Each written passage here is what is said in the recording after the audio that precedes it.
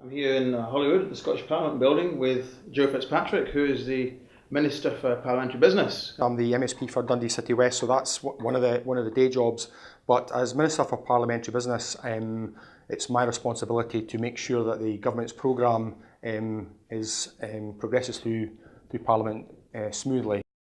I came out in my early 20s, so is actually relatively a long time ago. Sure.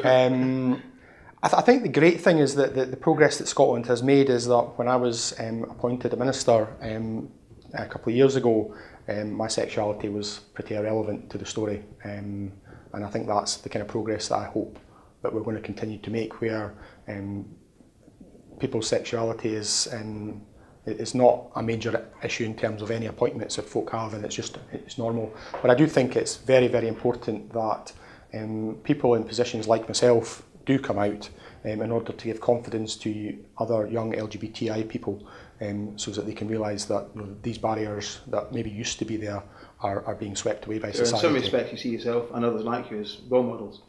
I wouldn't cast myself in that light, but I think it's important for young LGBTI people who sometimes still feel alienated to realise that they're not alone, and society has moved on from the Victorian era.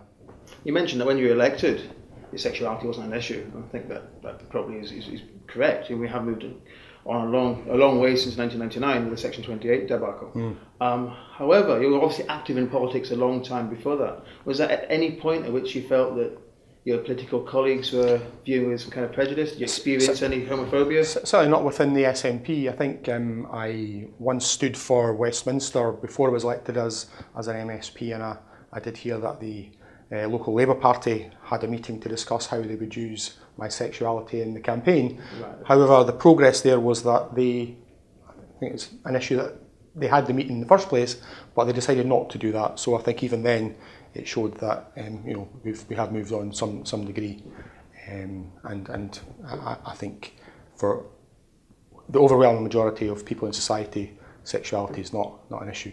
I agree. I think that does show how far Scotland has come as a society, as well as politically. What constitutional changes would you be looking to effect? I'm talking you as in the SNP, in the context of independent Scotland, that will affect LGBT human rights? The referendum is just a huge opportunity for Scotland. From an LGBTI perspective, I think probably one of the biggest opportunities is the idea that we'll have a written constitution, and that will be something that's not just written by government, it's something that is written by the people of Scotland.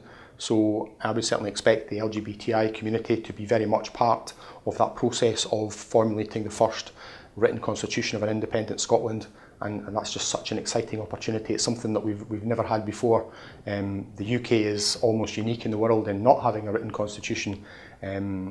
There's some particularly good examples around the world where people have been involved in writing a constitution. Iceland, I think, is the most recent example where there's a really collegiate approach to writing their new constitution, and so there's examples we can look on, and I think it's just so exciting, this opportunity that we're going to have with a yes vote. The SNP is absolutely committed to a written constitution, which would enshrine LGBT equality within it. It's absolutely enshrined in our DNA, really, that democracy must lie with the people, sovereignty lies with the people.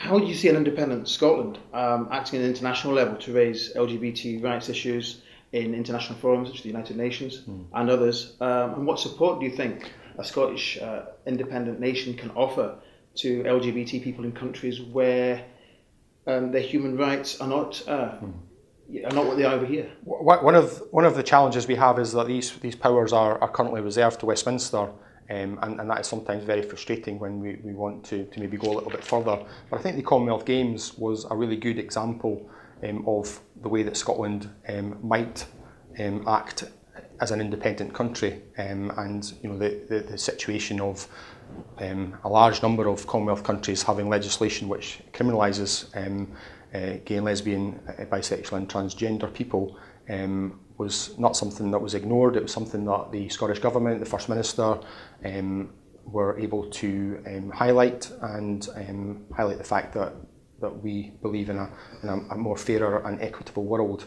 I think it's probably the first time in any international games that the government has taken such a direct action. I mean, it was something that made me so proud to see the government's building St Andrew's House flying the rainbow flag through the Commonwealth Games as a symbol of solidarity with LGBTI people across the world. I think a lot of people across the Commonwealth actually agreed with you on that. It was an incredible symbol, very, very powerful. Yeah. Looking at the potential for a no vote, and I don't think you want to countenance this, but it is a possibility. In the event of a no vote, what would the SNP do in regards looking at the devolutionary questions? How would that impact on LGBT equality, first of all, in your view? And secondly, would the SNP demand increased devolution in respect to LGBT rights? I think our challenge is that this huge opportunity is coming to Scotland, so it is really important that we focus all of our energies on seizing that opportunity for Scotland, and that's the way we're going to make progress. Whatever happens, the SNP will always try and do what's best for Scotland, and we'll do that within whatever framework we find ourselves. But I really hope that we find ourselves working to build a better Scotland that the opportunity of independence brings. The SNP, to their credit, have done a huge amount to advance the cause of equality in Scotland. Not just LGBTI equality either. And this is a credit to your government. However, you're a gay minister yourself. You remember the Section 28 saga, how poisonous and toxic that was. How can the SNP, with good conscience, accept donations from Brian Souter? I think Scotland is on a journey, and I think even Brian Souter's on a journey. He was noticeably quiet over the equal marriage, and I think so that there's an increased. I think I wouldn't give up on even people who were on the wrong side in Section 28, and even folk who were I believe on certainly a different side from me in terms of the equal marriage, continuing that journey and finding themselves comfortable with the progressive changes we've made in Scotland, and I wouldn't give up on Brian Souter or anyone else.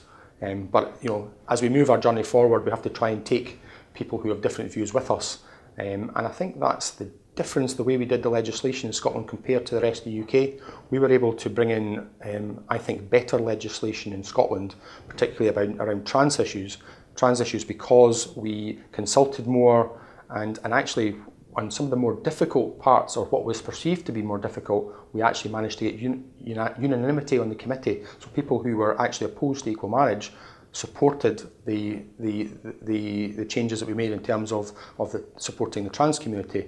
And so I wouldn't give up on anyone. I think we need to keep trying to persuade people not to be frightened by the progress, not to be frightened by people because they're different, because generally that's down to ignorance, and the best way to tackle ignorance is to enlighten people. So I give up on no one. Joe, have you got a message you'd like to send out to the LGBTI community in Scotland? Well, I think in summary, the referendum 18th of September is a huge opportunity for everyone in Scotland, including our LGBTI community, and I hope that we all grasp it with both hands, and we can then move forward to build a better Scotland and a fairer Scotland. Joe FitzPatrick, thank you so much for your time. Thank you.